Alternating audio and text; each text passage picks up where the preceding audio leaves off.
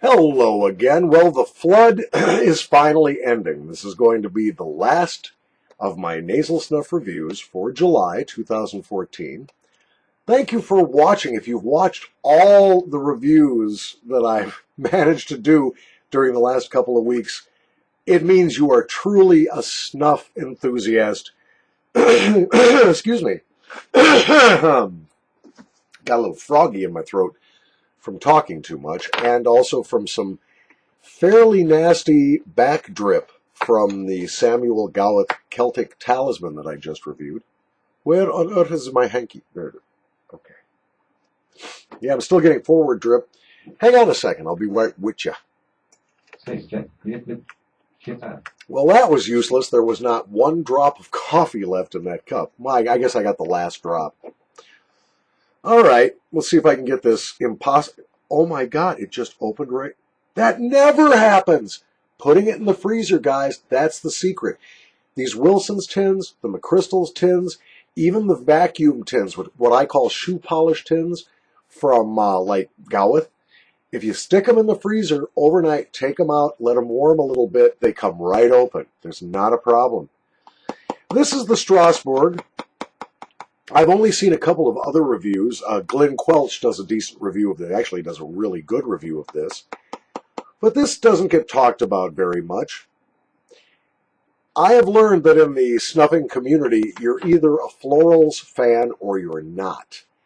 The guys that are florals fans tend to be real fanatical about it. They tend to be real fanboys or fangirls.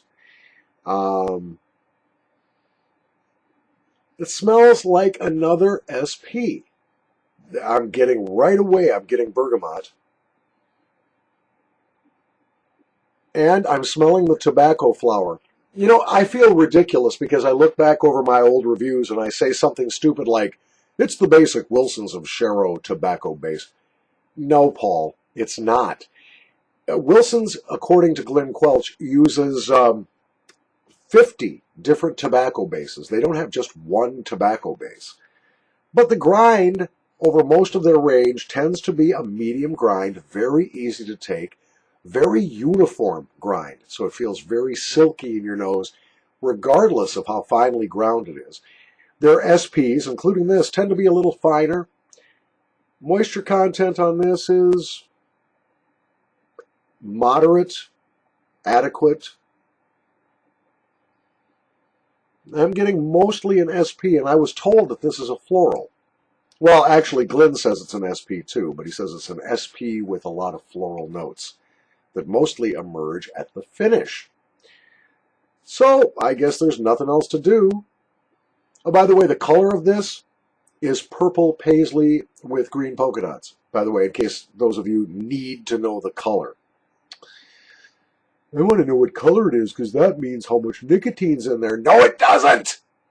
Stop that silliness. It does not. Yes, it does, Paul. I've been snuffing snuff since I was 3 years old back in 1926. And no, it doesn't. It's not like coffee where the darkness of the bean will indicate how much caffeine you're getting. It's not the same at all. It depends on what kind of tobacco they're using, and perhaps some of the darker tobaccos have a little more nicotine. But an argument to that is Delakia White, or White Elephant, or Cheetah. So, what are you going to do? Or some of the light brown toasts that are very high in nicotine. I got to stop the camera again. I'm so sorry. I'm still getting back drip from the Celtic Talisman by Gawith that I just reviewed. Hang on. All right, what we've got here is an SP. As I said, it's a medium grind, very uniform, medium moisture. I don't think this is going to be an easy one to take. But I want to take a good-sized pinch of this. If I die, call somebody, right?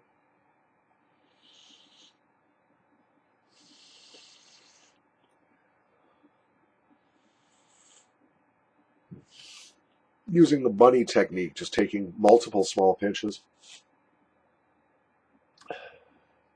That's interesting. I actually like that on first sniff a lot. It's sort of like the bastard child of a mild SP and a real mild floral. I'm getting some lavender here. In addition to the bergamot, I'm getting some lavender, a little bit of rose, I think. The scent is very delicate and very, very pleasing. This very much surprises me. It does not smell in your nose the way it does directly out of the tin. It's very good. Yeah, it's Wilson's. They've been making snuffs since the late, I'll say the late 18th century, and they've been making their snuffs at the Sharrow Mills for like 200 years. So they're not going to produce a really bad snuff, right? I mean, they have to keep in business. They have to stay in business. So they're not selling garbage. They're selling good stuff. I have to do another pinch of this. This is fantastic.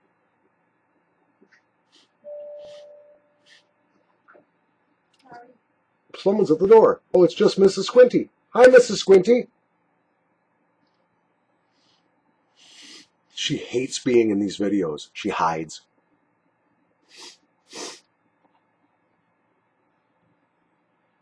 I'm going to even warm up another little pinchy here so I can use the boxcar method taught to me via video by Mr. Tony Snuff, who is a great snuff reviewer, but he's just goofy. Guy's just plain goofy. I don't know if I could hang out with him because I think we would be trying to one-up each other on goofiness.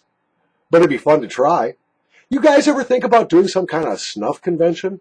I think it'd be a great idea. We should pick a spot in the United States, get a hotel, book some rooms. Let's have a snuff convention. What do you guys think? Because there are a lot of snuffers now. As proof, look at all the new reviewers on YouTube. Okay, I've warmed my snuff gently. Haven't pinched it too tightly. I'm going to sprinkle it into my boxcar. And this way it's going to completely coat the inside of my nostrils, which is a good thing. You do get more burn that way, I'll tell you that, because it's hitting more zones inside your nose. Oh, that one stung me.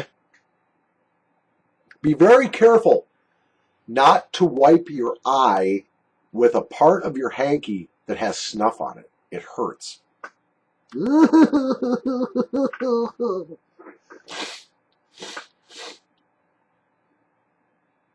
It's fabulous. There is not a damn thing wrong with this. You get the nicotine, the initial burn, the grind of an SP, wakes up your senses, clears out the nose, and then that's followed almost immediately by a very delicate, nicely balanced floral. This is a winner. I love this. Is it an everyday snuff? Hell no. I couldn't do this all day at all. But it's a rare treat. It's a once-in-a-while snuff. Kind of sorry I bought such an amazingly large tin of this. Can you see that? I'm turning it. I don't know which side is up. Yeah, at least a dozen people right now are yelling, "Stop! It's right there!" Okay, well, I don't know if it is or not. Anyway, from Wilson's of Sharrow Mills, England, another really good snuff. Not for every day, not for everybody. On the Squeaky Scale, where 1 is disgusting and 5 is delicious. This is a 5 for me. Your nose may vary. Uh-oh. Can you hear what's happening? My nose is not only starting to juice, but it is also starting to clog, which is a problem I have with a lot of florals. I don't know if I'm mildly allergic to something in the florals or what. And even the bergamot is not enough to keep my nose open. I am so sorry about this, guys. Just turn down your sound, look away, because I'm going to sacudir my nose here.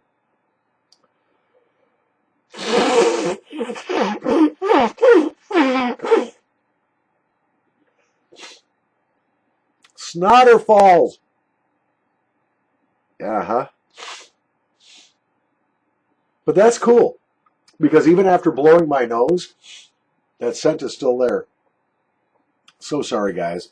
It's booger time. Yeah, I definitely could not use this all day, which is why I'm going to downgrade. This is not going to be for everybody either. I'm going to just slightly downgrade it. Instead of giving it an A, it gets an A minus, or like a 3.7. Yeah, it's not bad. It's not bad at all. Or I'm sorry, 4.7.